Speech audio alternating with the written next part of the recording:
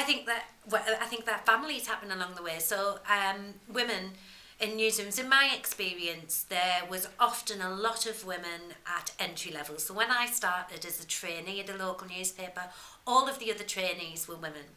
But all of the people who were on the news desk and above were men. So there was no women at a senior level, a senior management level. In the newspaper I began with at that time, actually the editor now is a woman, so that has changed. But one of the issues that happens along the way is that women often choose to take career breaks to have a family. They're on maternity leave, and then they have the responsibility of having a family, so childcare, ensuring there's someone to pick up and drop off from school. Now, if you're a news reporter, you can't not, and a massive story breaks, you can't not go because you have a school run in many organisations. So women tend to try and find different jobs at that point to facilitate family life. And what you would find in newsrooms is a lot of the women who were in a senior level didn't have children. And a lot of the men did and had very supportive wives at home that picked up the majority of family life. And that is the biggest issue facing equality at a professional level in the media in this country, is that there aren't creches in newspapers.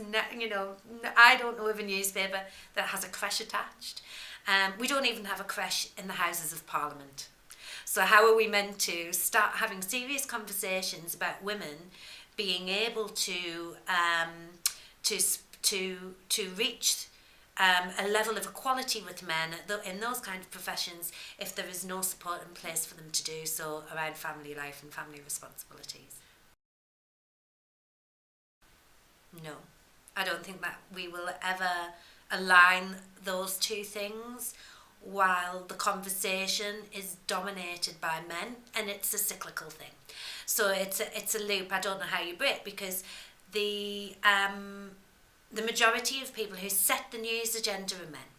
So when you look at the news agenda, and there's a really good academic on this called Patricia Holland who talks about this, which is about how women are portrayed in newspapers in their role in relation to men. So their mother, girlfriend, wife, they are far less likely to be an expert. Normally, the expert voice, they go and find men. Well, why do men who dominate news agendas do that? Well, it shows up the position of men. It shows up the hegemonic power of men. Well, it's interesting this, because last week was the Press Gazette Awards, and someone tweeted about the fact that all the nominations for fashion were women and all the nominations for business were men. So that was just last week at the Press Gazette Awards for journalists in this country. So yes, there is a gender dimension to what women report on and what men report on. That's not to say that you don't have people who cross over and that people who do a very good job in other things. But yes, there's a gender dimension to certain newspaper roles.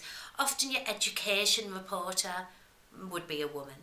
And it's hard to believe, but even in regional newspapers, in my time, there were women's editors whose job was primarily to write about family life, fashion, those kind of things. That there was a very clear idea of what were women's issues for newspaper, what women wanted to read about.